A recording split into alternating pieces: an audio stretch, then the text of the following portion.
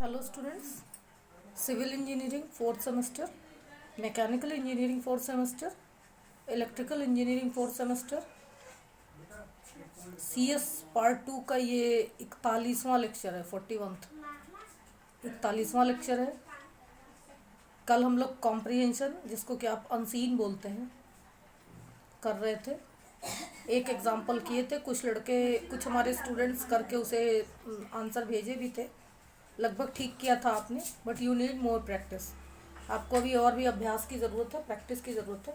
तो चलिए आज एक और प्रैक्टिस कर लेते हैं। आज का हमारा अनसीन पैसेज है। आप पेन, हमें उम्मीद है आपके हाथ में होगी और नोट्स कॉपी आपके सामने होगी, तो आप नोट करिए। आज पहले अनसीन पैसेज नोट करिए। The newspaper is seen in every house. हर घर में समाचार पत्र देखा जाता है। It is read by both old and young readers। ये युवा और बुजुर्ग सभी पाठकों द्वारा पढ़ा जाता है। यहाँ एक बात आपको कहना चाहूँगी यहाँ कि आजकल बच्चे भी न्यूज़पेपर पढ़ते हैं। उनके लिए भी कॉलम होता है। कुछ नहीं करेंगे तो पजल ही सॉल्व करेंगे, बट पढ़ते हैं। It gives us information about what is happening around the world. अखबार हमें क्या जानकारी देता है कि दुनिया में हमारे इर्द गिर्द क्या हो रहा है, उसके बारे में अखबार हमें जानकारी देता है। It has reading materials for all age groups. सभी आयु वर्ग के लोगों के लिए इसमें रीडिंग मटेरियल होता है। या आपने देखा होगा, महिलाओं का कॉलम, बच्चों का कॉलम, फैशन, विज्ञान, टेक्नोलॉजी और बिजनेस, व्यापार, स्पोर्ट्स, बहुत सारी चीज़ें होती है ना पेपर में। लगभग कोई भी वर्ग अछूता नहीं होता है जिसके लिए पेपर में कुछ हो ना। Newspapers have gone through number of changes in the last few decades. पिछले कुछ दशकों में, डिकेड्स यानी 10-10 साल, जैसे 2010 से 2020 एक डिकेड है। हम दूसरे डिकेड के आखिरी स्टेज पे इस साल हैं। तो डिकेड यानी 10-10 साल के सेट जो होते हैं। तो पिछले कुछ डिकेड्स में, कुछ दशकों में समाचार पत्रों का स्वरूप बदला है।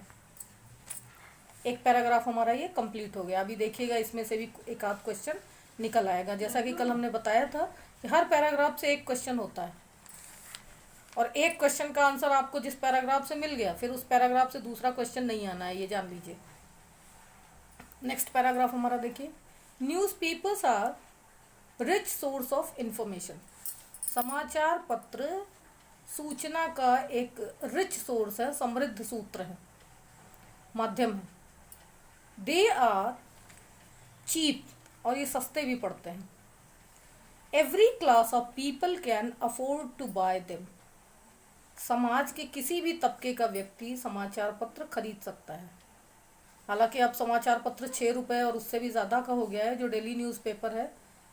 इवनिंग की बात नहीं कर रही हूँ, इवनिंग वाला तो अब भी 1 ही रुपये का आता है, बट मॉर्निंग पेपर जो आता है वो 6 रुपये तक का हो गया है। तो ये बात तब सच नहीं साबित होती एनीवे। लेकिन कुछ लोग ऐसे भी होते हैं ना, जो एक दिन समाचार पत्र खरीदते हैं, जब मन किया, अपने काम की बात लगी, खरीद लिए। तो every class of people can afford to buy them. समाज का हर तबका, हर वर्ग उसे खरीदने में सक्षम है। Those who are interested in politics can read the first few pages. वो लोग जो कि राजनीति में रुचि रखते हैं, वो अखबार के शुरुआती पन्ने के कुछ पन्ने पढ़ते हैं। They have all the political news in detail, और उन्हें सारी राजनीतिक खबरें डिटेल में मिल जाती हैं। The readers who are interested in business can read about it in business section. जिन लोगों को व्यापार में इंटरेस्ट है, वो व्यापार वाला कॉलम देखते हैं। The sports lover have a different section. जो खेल प्रेमी होते हैं उनके लिए भी एक अलग से सेक्शन होता है। यानी कहा यह जा रहा है कि हर तरह के लोगों के लिए अलग अलग सेक्शन होते हैं। अब यहाँ हमारा पैराग्राफ फिर क्लोज हुआ, यानी पैराग्राफ 2 हमारा कंप्लीट हो गया। पैराग्राफ 3 देखिए। Permanent columns about fixed issues are called segments. देखिए ये बहुत इंपॉर्टेंट लाइन है, ये आपके समझने की बात है कि समाचार पत्रों में जो परमानेंट कॉलम होते हैं, वो उनमें इश्यूज उसमें फिक्स किया रहता है कि इस इश्यू को हम उठाएंगे, उसको सेगमेंट कहते हैं। इसको इस तरह से समझिए, जैसे आपके पेपर में रहता है ना मेरे शहर में, अब मेरे शहर में एक कॉलम है, यानी मेरे शहर में क्या हो रहा है ये फिक्स इशू है, इसी पे अलग अलग राय लोगों को देनी होती है। तो ये कभी वीकली होता है कभी डेली होता है, ये अलग चीज़ है, ये एडिटर पे डिपेंड करता है। अब मेरे शहर में एक सेगमेंट हो गया, ठीक है। बाल मन, बच्चों का कोना, एक सेगमेंट हो गया। अब उसमें रोज कभी बच्चों की पेंटिंग छपेगी, कभी बच्चों की कविताएं छपेंगी, कभी कुछ छपेगा, बट बच्चों का ही छपेगा। फैशन अब हो गया, अब उसमें फैशन से फैशन एक सेगमेंट हो गया। इसी तरीके से विज्ञान टेक्नोलॉजी एक सेगमेंट हो गया।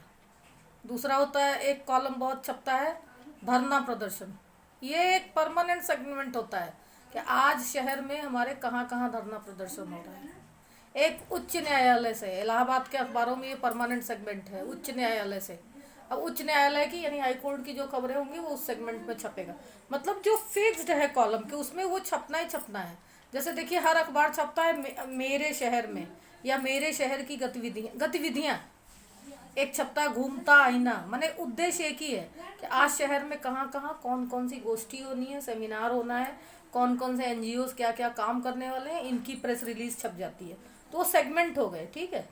आप बीबीसी हिंदी पढ़ते हैं उसका भी सेगमेंट होता है ना, होम पेज। आजकल जितने भी ऑनलाइन अखबार है पहला सेगमेंट होता है होम पेज। होम पेज में आपको जानकारी दी जाती है कि आज के अखबार में क्या क्या है।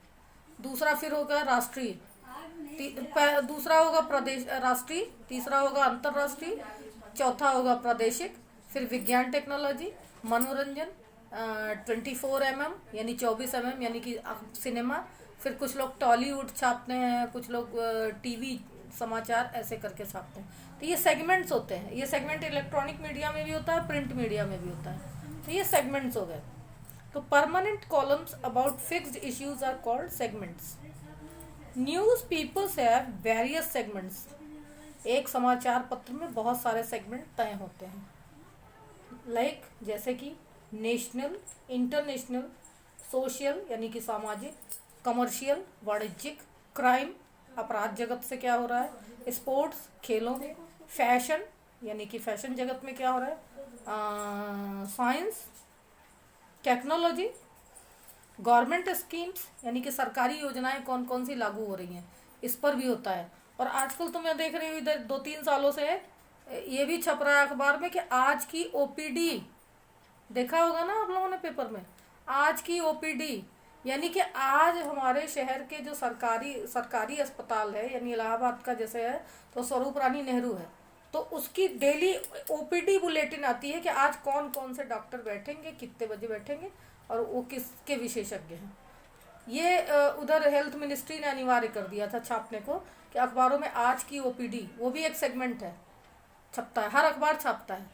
बहुत पहले अखबारों में छपता था सिनेमा हॉल में कौन कौन सी फिल्में लगी हैं, फला सिनेमा हॉल में ये फिल्म, फला सिनेमा हॉल में ये फिल्म, तो ये सेगमेंट हो गए। तो sports, fashion, science, technology, government schemes, entertainment मनोरंजन के अंतर्गत फिल्मों की सूचना हो सकती है, इलाहाबाद में किसी की शूटिंग हुई है उसकी सूचना हो सकती है। ये इलाहाबाद के रेफरेंस में इसलिए कह रही हूँ कि जिस जिले का अखबार आप पढ़ेंगे वहाँ का एंटरटेनमेंट दिया रहेगा, कौन से सिनेमा हॉल में कौन सी फिल्में लगी हैं इत्यादि इत्यादि, या थिएटर में कौन सा नाटक खेला गया, NCZCC में क्या कार्यक्रम आयोजित किया जा रहा है, कहाँ शिल्प मेला लग रहा है, कहाँ उद्योग मेला लग रहा है, ये खबरें एंटरटेनमेंट में आती है। फिर आर्ट एंड कल्चर एक सेगमेंट होता है। आर्ट एंड कल्चर का मतलब हो गया कहाँ संगीत समारोह हो रहा है, कहाँ काव्य गोष्ठी हो रही है, कहाँ नृत्य का आयोजन हो रहा है, और कल कहाँ हुआ था, एंड सो ऑन। तो ये सेगमेंट्स होते हैं अखबार के। अब आप अखबार ध्यान से पढ़ेंगे तो आपको ये बातें समझ में आएंगी। अब देखिए आपको हमने पैराग्राफ समझा दिया, 3 पैराग्राफ का हमारा अनसीन है। सबसे पहला question, give a suitable title for this article. इस आर्टिकल के लिए एक सूटेबल टाइटल दीजिए। क्या बता रहा है हमारा पूरा मिला के, इम्पोर्टेंस ऑफ न्यूज़पेपर। तो आप यहाँ टाइटल क्या देंगे, द इम्पोर्टेंस ऑफ न्यूज़पेपर। आपका एक आंसर क्लियर हो गया। What is utility of newspaper, newspaper की उपयोगिता क्या है। अब आप इसमें से चाटिए फर्स्ट पैराग्राफ में से, it gives us information about what is happening around the world. ठीक है, तो आप इसको कैसे करेंगे, the utility of newspaper is that it gives us information about what is happening around the world. हमारा एक पैराग्राफ से एक आंसर हो गया। दूसरा देखिए, what do you understand by the term segment? आप सेगमेंट से क्या समझते हैं? सेगमेंट टर्मिनोलॉजी से आप क्या समझते हैं? अब देखिए, आप सेकंड पैराग्राफ में इसका आंसर ढूंढिए, या थर्ड पैराग्राफ में। थर्ड पैराग्राफ में इसका आंसर है permanent columns about fixed issues are called segments.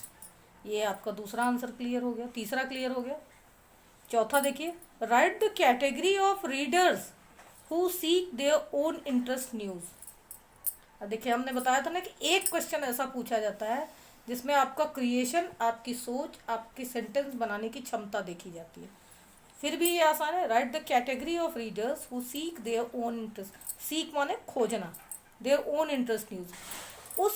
वो कैटेगरी लिखे, कौन सी श्रेणी के लोग किस तरह का समाचार अपने मतलब का ढूंढते हैं, उसका सेकंड पैराग्राफ है। देखिए आंसर यहाँ पे, पॉलिटिशियन पॉलिटिकल न्यूज़ देखता है, बिजनेसमैन बिजनेस की न्यूज़ देखता है, स्पोर्ट्स लवर स्पोर्ट्स न्यूज़ देखता है। इस तरीके से लोग देखते हैं। अब आपको इसमें अपना क्रिएशन दिखाना है कि आप कितना छांट के कितना सेंटेंस जोड़ तोड़ सकते हैं और आंसर कैसे लिख सकते हैं। इसे करिए, सॉल्व करिए और मेरे पास भेजिए। ना समझ में आए फिर पूछिए। Thank you.